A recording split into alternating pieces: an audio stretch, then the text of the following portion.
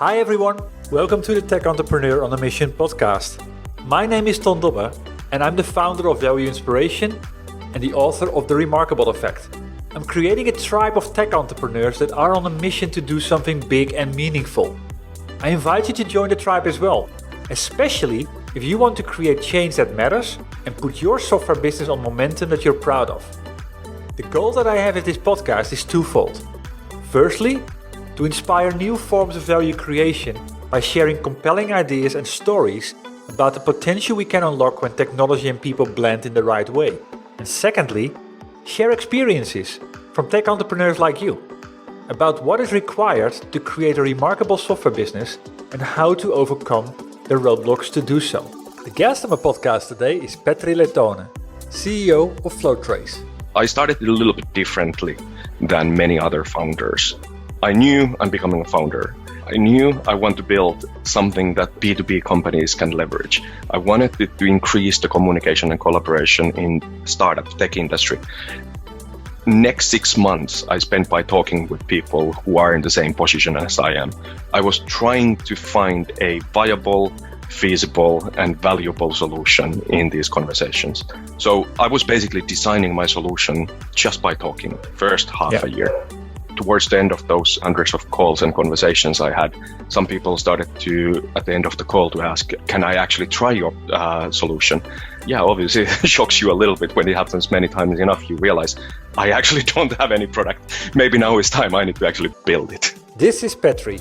He's a startup leader turned into an entrepreneur. He's what he calls a professional inter-team communicator.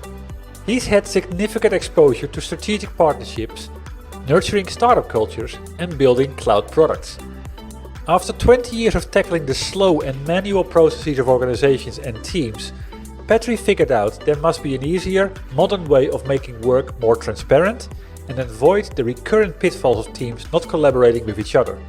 He realized that work is changing whether we like it or not, and the tools we're using are also part of that change. For a leader to understand their organization, new ways of overseeing are needed.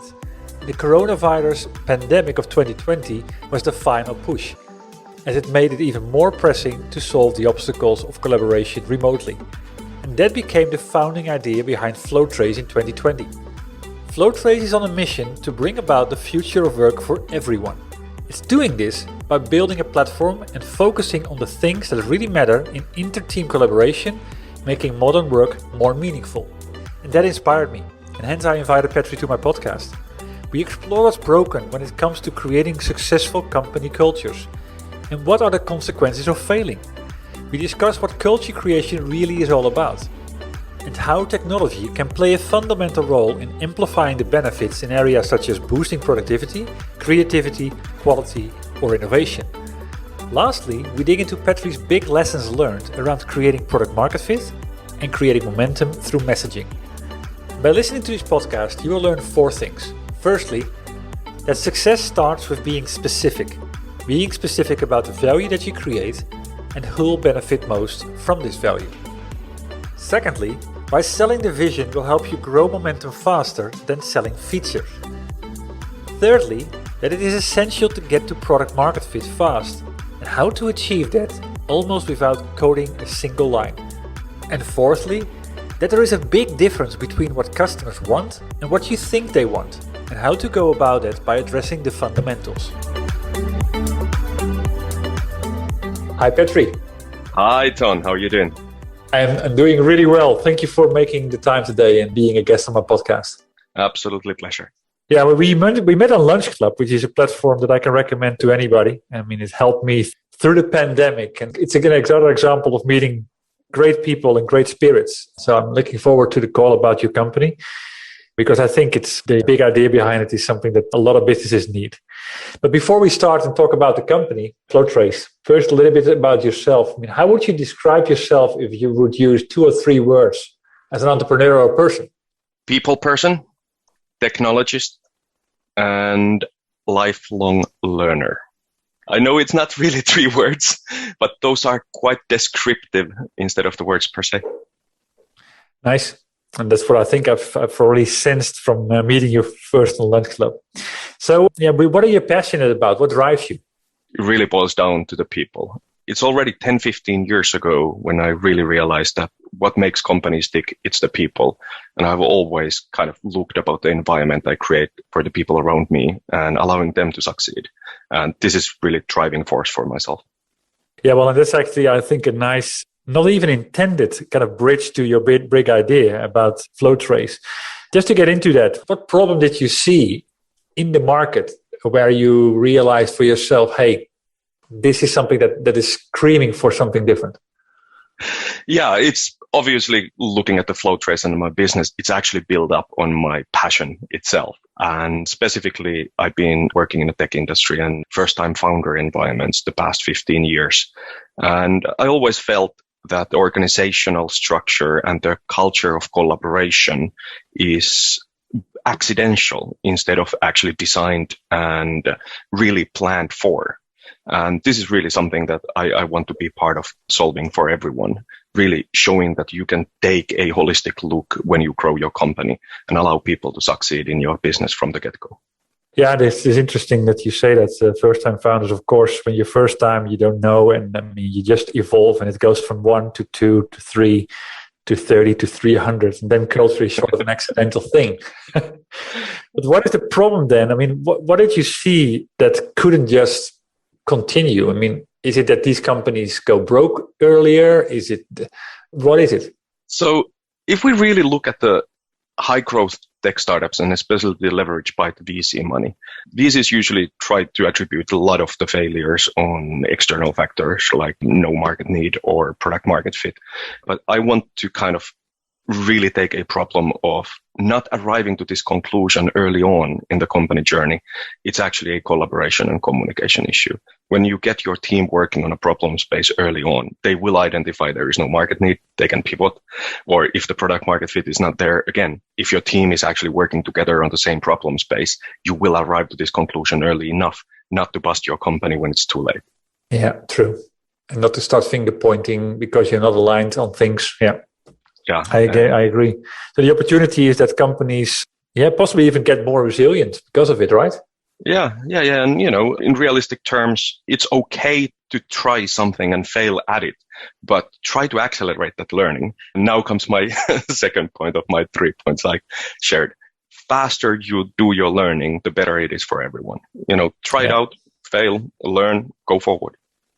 Yeah. But tell me a little bit about your solution. Who is it for? What is it for?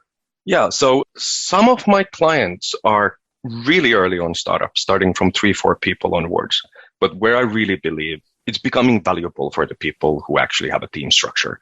It's around the stage when you have 10, 15 people and you start to establish something more official than, hey, let's huddle around everybody together. And this is the point where you first time start to think about like culture. How do you define the processes? How the handovers are? And what I really do, I'm actually measuring the way where people are intentionally sharing information across the teams. And by visualizing and providing insights for the founders, the managers, and the team members, they can actually control the way and improve the ways they actually share information within the team. And this is really, it starts to kick in from the 15 employees onwards, but as we all know, we have been in a big corporate as well, where this communication is not as fluid as we all would hope so. So it scales from the bottom up, really starting from a small company to big corporates of the world. Yeah. I mean, what do you believe is kind of the essence to creating culture? Is that communication in general, or is it more needed for that? Communication is a big part of it. But I think usually if you talk with the people teams or companies in general, they kind of feel that it's something really subjective and intangible. But for me, culture is also the way, how do you design the system? How do you get the work done? It's all about the tools that you decide to use. How do you actually do your policies? This is how we conduct our meetings. These are part of your culture, and they are quite systematic thinking what you can apply there. And that's where my technology comes in place, and engineering, designing processes which are made for human beings. And how is the hardy? That's an interesting one in itself. I mean, processes. Typically, of course, people are not made for process. So I like the word that you say. It's human and humanized. So what is that? What defines the humanized part? So let's put it that way. If we drop the word process, because that's quite clinical, I agree. But think about just a handover. It's an agreement between two parties, two people, how they want to pass the work between themselves, how more human you actually can go. And that's literally a prototype of a process when you do this agreement between two people. Yeah. And then you can start to think about all the things that need to go right in that particular area. Yeah. Interesting. You can think about there, like if I hand this over with this medium, it goes to your backlog. It's in your email inbox, whatever the medium is. Again, not necessarily the most relevant, but it's also about when I hand this over, do I need to acknowledge that you have received it? When is the expected time that you can actually do the work? Do I need to chase you up? This is all about the handover and agreement between two people. And usually it's about the individuals who joined the team early on. They define how these processes are. They never decided. It's about the personalities. Yeah. What inspires me then, or what triggers me to ask is like, how does that create a culture that's a thriving culture? Because I mean, following process in the right way, things move. And especially early stage companies, you are in constant stream of reinventing yourself. What was true 6 months ago is not true right now. And especially when you double your headcount in a short period of time, you need to reinvent yourself, your handovers, your processes all the time. This is what I have learned. And something that can shed light on such a subjective matter is really helpful to allow your teams to actually define those things. Yeah. I'm still puzzled with, of course, what culture means is different for every company. Some companies really want to get superstructure in place, and then they're really focused on quality possibly, but other maybe are more about, the whole, creative and open and being transparent with each other and challenge each other, these type of things. So how does your solution kind of cope with all of these type of different definitions of what good culture is all about? Yeah, and I actually give full freedom for the company to define what those attributes are. I am not claiming I'm defining your culture. I'm giving you the tools so you can build the culture you feel is right for your team. So I'm not basically prescriptive the way how you need to work. I'm giving you the tools that you can be sure that if you're more focused on the creativity, create enough headroom and space so people can be innovative. Again, if you're more on the reactive side, like the customer success, customer support, where you need to address certain customer issues as fast as possible, again, you can design the process there, which is highly different from the creative side. Yeah, that's true. So is this a tool that sits on top of all kind of enterprise solutions? Talking about small companies growing up, but I come from the ERP world, enterprise resource planning. I've got people that I know that are in the CRM space, in the HR space, in procurement. Of course, all these systems are at some point in time needed in a business. But, first of all, they're all silos.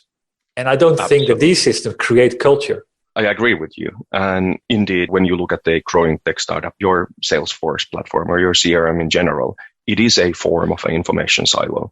How often I have experienced that I didn't know we have a new client account coming or quote going out, which should have been captured a little bit earlier just to align it with the main vision of the product, for example. And this information, which you do not know where it sits, you just simply don't have access to it, nor you're aware of it, that it exists in the first place. And what Flowtrace does, we look everything holistically. We don't discriminate one tool over other. We want to provide you the information, how your team uses your tools. We don't need to try to invent the wheel between, do you need to choose this tool over this tool? Yeah. If you look at it from a customer perspective, your customers working with your solution, what do you see is the difference between before Flowtrace, after Flowtrace? Or is that too short to answer already? Statistically not relevant answer, but with my beta clients, I have about 10 clients this far. What I have seen constantly happening with these client teams is they have actually focused time that they have available for their team increases about 30%. And this is just the fact that when they start to measure the way how they communicate and spend their days, they on purpose start to move into and appreciate that we need to also do the real work, not only talk and collaborate and talk about the work, but they really shift the mentality. Let's maximize the time that we do the real work and let's minimize the so-called the shallow work, the low value work, bouncing around emails, forwarding emails. So kind of trying to minimize that shallow work. This is what I see client after client. That's nice. That's nice. And it's highly valuable. I mean, we are working on the business rather than in the business. Yeah. And make sure that some of the companies I work with or have worked with, sometimes you see hierarchies that just, they are there for no reason. And it goes up and down and up and down. And what is really happening there? So, if that is an outcome of it, that's a cool one.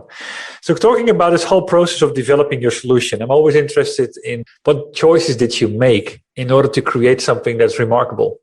This really, I think, what resonated really well in the lunch club call, what we had. I think I was kind of running through your book as a way how I developed my own idea. So first things first, I really looked who I am. What do I know? What the leverages I have? Unfair advantage. I also thought about what I'm really passionate about. And of course, the people side was all along on my journey. But I started it a little bit differently than many other founders. I knew I'm becoming a founder. I knew I want to build something that B2B companies can leverage. I wanted it to increase the communication and collaboration in startup tech industry. Next 6 months I spent by talking with people who are in the same position as I am.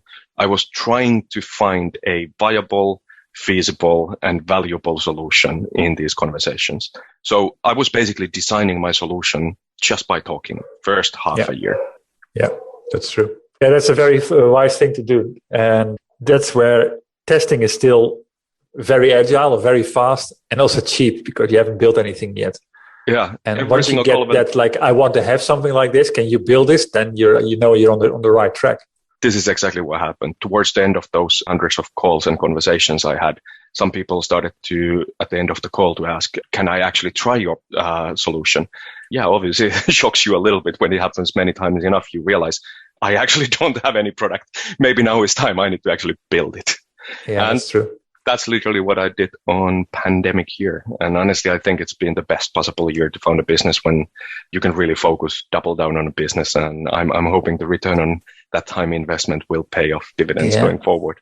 What always inspires me is when you're kind of starting with the design and you have to start with the blank sheet. Where do you decide to focus on? What are the elements that are really going to make the difference? And where do you say no to? So, saying no is powerful skill. And of course, as a solo founder, as I started, is the number one thing you need to do a lot of things. Obviously, you don't say no, you say not now. I started to actually leverage my own skill set, prototype as fast as possible.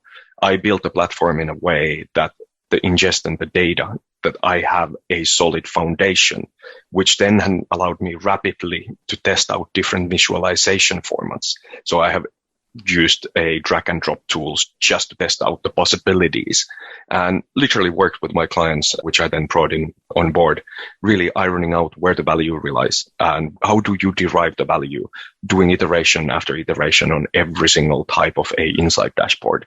And eventually I have arrived to a place where I have a platform which I know exactly how the value levers are, when do they kick in, and for what type of a client use case. Because what I have learned on this journey, the business models define quite significantly the way where the value is being derived. Let me make a small interruption here. Petri just made an excellent remark about how he's been able to arrive at building a platform that creates new value possibilities for each of his clients. First, by getting a deep understanding of what remarkable value would actually look like, just by talking, and then by prototyping it, getting feedback, and iterating it from there. It's a trait remarkable software companies master. They leverage their endless curiosity to arrive at the essence of the problem and the change they seek to make, and then they execute. And you can master these traits as well. I have various options for you to start. First, just go to valueinspiration.com to learn about the CEO masterminds and the Value Foundation workstreams to help you fast-track the growth of your software business. Secondly, as you're there anyway, don't forget to grab a free Kindle version of my book, The Remarkable Effect. Back to the interview. And just by testing my beta clients who come from e-commerce to deep tech data to really just a consulting service company, I have started to shift my mentality that I only focus on SaaS product companies to get the product flying and then start to serve the other industries later on. Yeah. Okay. So why did you particularly pick SaaS companies? I would assume it's a natural fit with my background. When I talk with a client, I can understand every single pain they go through with 2 seconds or just a emotion that they express. I know exactly what they're going through because I've been working 20 years in a similar environment. So it gives me insight into their kind of thinking to a level that other industries not as easy to do for myself. So I mean, yeah, what inspired me is that you said that the business model drives where the value is really coming from. So can you give an example of that? Or one business model, for example, drive different requirements to your solution than the other? And how does it impact culture again and the impact that people can make? Yeah, so I can compare maybe the e-commerce example to SaaS example. So what I have realized that e-commerce business, you can be really high value, high revenue generating business. You do still quite simple processes. You rinse and repeat and you copy paste these processes quite a bit.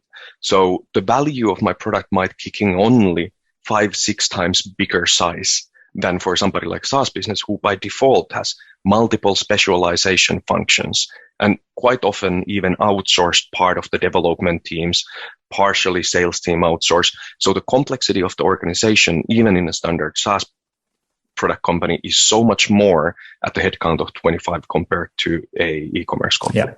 Yeah, I agree. That's a completely different ballgame. Yeah.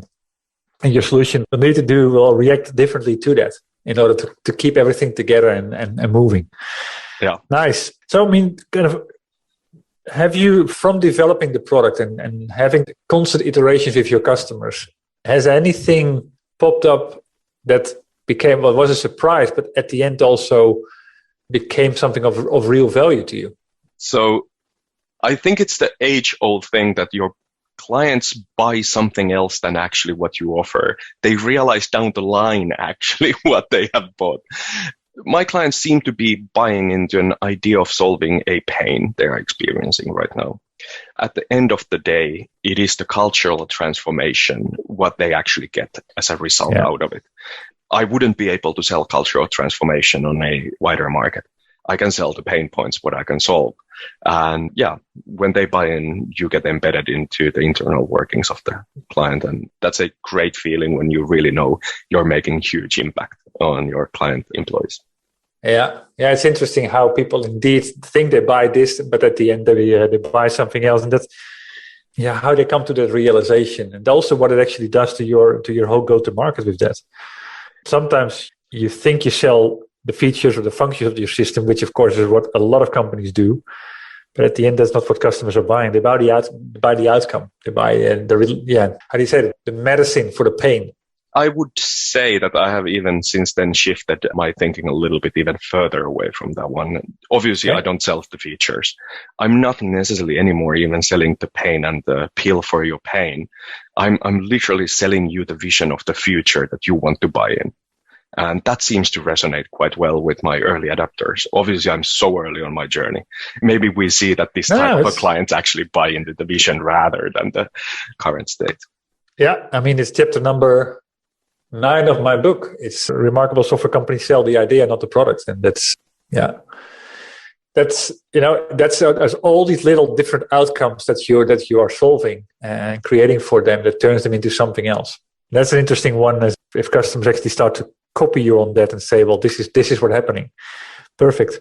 So what did you, talking about this whole learning curve and actually bringing it to market and starting to sell this. Of course, it's early stage still, but what did you learn in that process? I mean, was it a lot about education maybe? Was it a lot about kind of getting people to understand what it was really all about and why they were needing this in the first place? Or was it more straightforward? Super difficult question to answer for myself. This might be because of my background, because I've been working in so many companies, chasing the elusive product market fit and understanding what the pains of a growing company are. So for me, it's been way too straightforward process to get there. I don't have an explanation why it feels that way. But the amount of learning, obviously, what I have done on the way is significant. Don't take me wrong. This is first time when I have needed to be responsible of the execution of the detail in every single function of the business as well. Yeah. I've been involved and have a good oversight on all the aspects of the business before. However, I rarely have needed to go to the details. And again, I'm sure we all can agree the devil is in the details, right? Yeah. Can you give an example of that? And where something felt simple, but it appeared to be super complex, or the other way around? This might be about personal qualities and realization that I'm not a native English speaker. So for me to produce an outline, for example, a thought leadership piece, I know exactly how I want to communicate this to the market. But actually executing and writing that on detail, minutiae level, I felt like I'm writing academic papers, and that's not something you want to push in your social media post. So getting that language and tone right have been really difficult for myself from the get-go. And I have then since then decided to rely on help externally for it. Okay, so you outsource it. Pretty much. Well, I mean, that's a good thing to do. I mean, it's talking about the ability to start a business these days. You don't have to do all the things yourself anymore, and you can very easily. That's also what I realized myself and the people that I work with.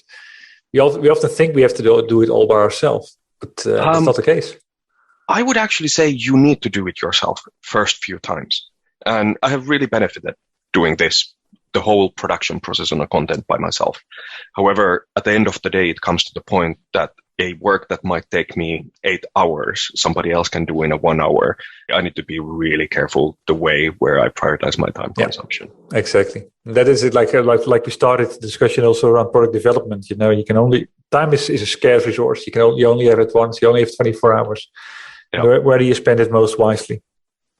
Yeah, you've been in the business software space a long time. Now that you started your own software business, what do you believe is required in order to create something that people will start talking about, but also keep talking about? What are the lessons learned, either from previous or right now with your own business? Marketing is important, and I believe in Europe, marketing messaging is neglected, especially in the software space. Might be because we are so many lingual kind of groups, it's hard to create content in all the languages. But I feel writing content have allowed me to sharpen the value proposition quite effectively and seeing really what resonates with the people who are actually coming to my website.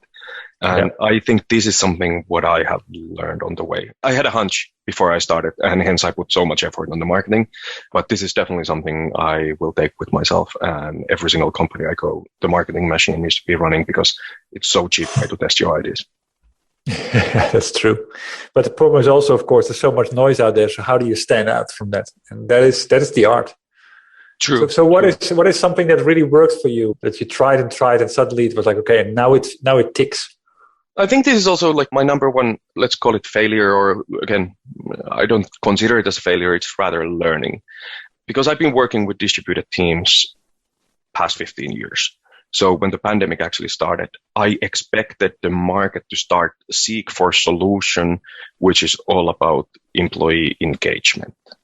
However, what I learned then towards the end of the autumn last year is that, yes, people might be seeking information about that topic, but the value driver and what they were more concerned is actually the productivity and how to make their teams more productive. So I did shift my focus towards the end of the last year from a marketing messaging point of view, from the employee engagement to productivity, because I want to talk to everybody in the company, not only in this instance, HR, for example. True. Yeah. Yeah. And at the end, if everybody's productivity goes up, you're doing a number of things the right way, and people will see that for themselves, and that will drive the engagement anyway.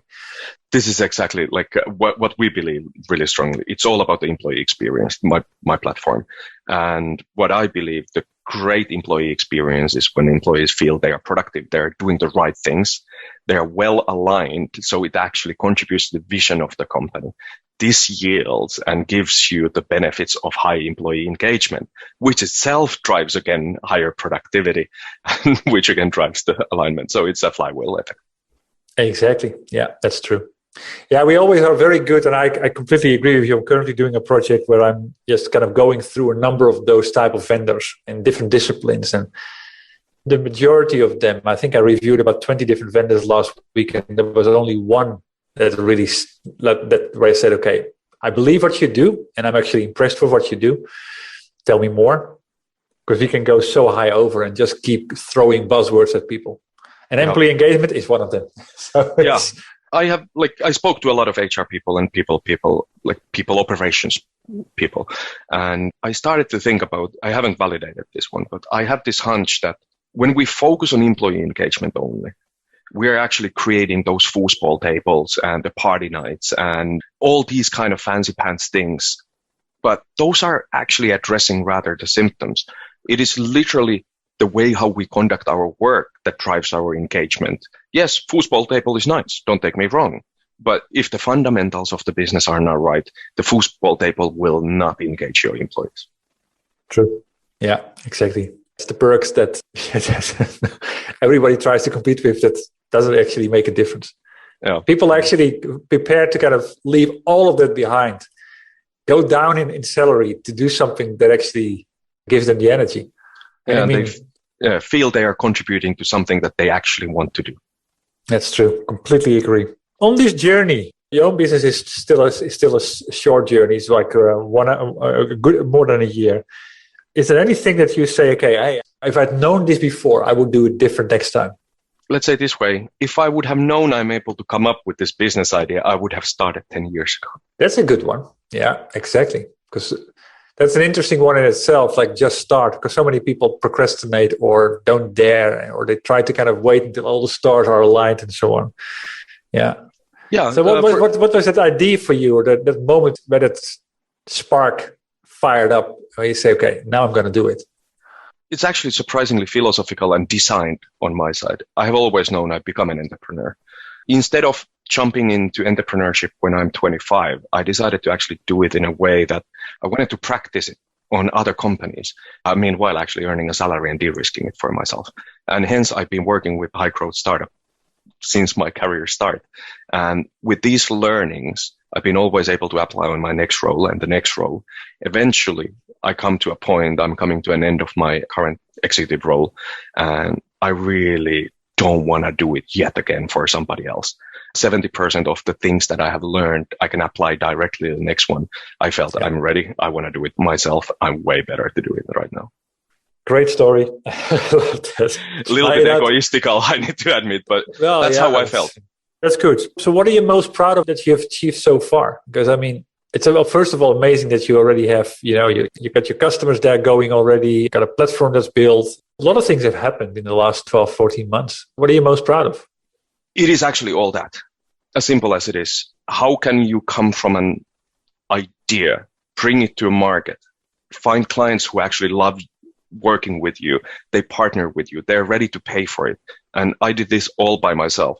Okay, yeah, I just in the past few weeks, I've been starting to scale my team and actually take this to a bigger market and really building the foundation because I felt the idea is solid. Now it's time to take over the world. Yeah, that's an interesting thing in itself. It's like, when do you kind of decide that the scaling moments are there? Any lessons learned there that is ready for a larger audience? Because it can also kick you back tremendously hard.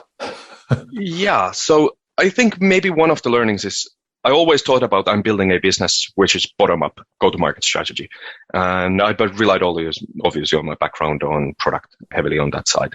And I think that moment started to come this spring when I felt I know exactly where that elusive product market fit is. I don't mean I know where it is or the product is delivering yet for that one, but I know exactly where it resides. And now it's time to start hunting it and really going after on a big way. Yeah, it's always that moment, it's when is that moment and when do you know sure enough? And it comes back with this old saying that no product succeeds until it hits the reality of a real customer. That's what you're doing. Constant learning in that respect. Yeah, and for me, it was that moment when I realized that maybe the go-to-market strategy and my target customer is exactly that SaaS product business, high growth business. And when I felt, and when I can repeat this one, that's when I felt, okay, now I'm onto something. And that was for me the moment, okay, time to scale. Yeah. Yeah, it's interesting to say that you kind of niched it down. The question at the end is like, is the niche still big? Well, some people will say, is the niche big enough? Other people will say, is the niche too broad still? So what's your perspective on that?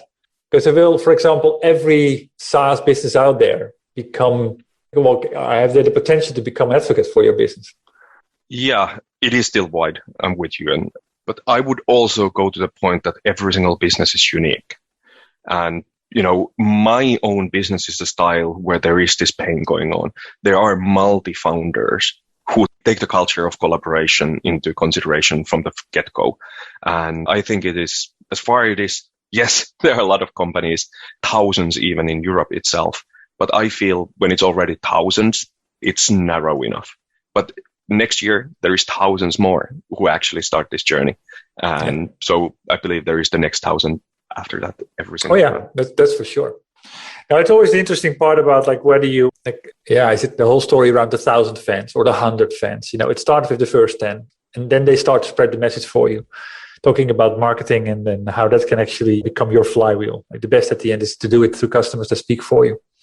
Looking at the wider terms to market, I can share you so much that every single employee of the world who is knowledge worker space has the same issue and pain. So the total addressable market obviously is ridiculously big. Will my solution be able to cater and change the world on that level? That is to be seen. Yeah, exactly. Start small and then prove everybody wrong. That's okay. See, do it. I did it. So from the lessons that you've learned over your full career, what are the tidbits of wisdom where you would say, okay, this is it. I mean, if I had to advise other aspiring CEOs or peers in my group, what is it do and what is it don't that you keep close to you always and try to live? It's something that I have learned throughout my career. The first 10 years in your career as a generalist are really, really difficult, but that will pay it off.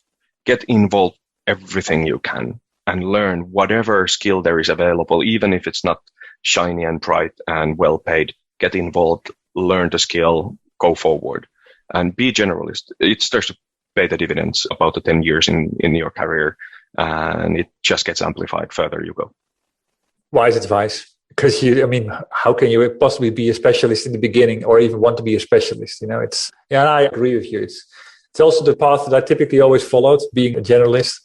And it brought me in so many different situations. And at some point, it's like, okay, and this and this and this element form you. And that's where you get your specialist strength. Yeah. I like that one. Don't? Or is that kind of a combination or the opposite of it? It's exactly the same. Don't get stuck in don't be the same cog of the wheel in a company for 15 years. That will not. That's not a journey to become an entrepreneur, I would argue. Well, that's for sure. And I completely agree with you. So what is next? Where do you want to be in, let's say, 12 months, 16 months time or 18 months time? I want to be in a position that people recognize the category, what I'm creating here. Yes, it might be early stages, but I want to be known by a name in a niche market of my SaaS B2B companies. And it's a long journey. People will not. And quite frankly, the category is still in creation, so I don't know even what it's going to be called. My own contender is collaboration analytics. However, time and market will actually define how this market segment and the category will be called in future. But I want to be in a good way to be on that journey of category being formed.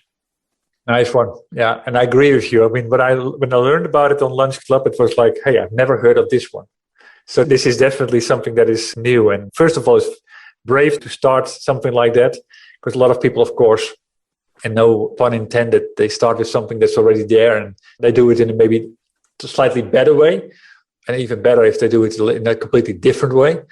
You're starting something that I even couldn't recognize. So let's see what Gartner is talking about next year. Yeah. Let's see if Gartner even knows about it yet. Well, we'll see. And so where can people go to find out more about Flowtrace or to say hi to you? So I would really love if you come and visit flowtrace.co. That's my website. You will find our blog there where there is more writing about how I think the collaboration analytics space will become to be. You will learn there also a lot about how to really help your team to focus on the work in hand and segment the way how you spend your time. And of course, from LinkedIn, you can find me with my name, Petri Lehtonen. Very good. Well, thank you very much, Petri. It was an insightful call, and I like the journey that you're on.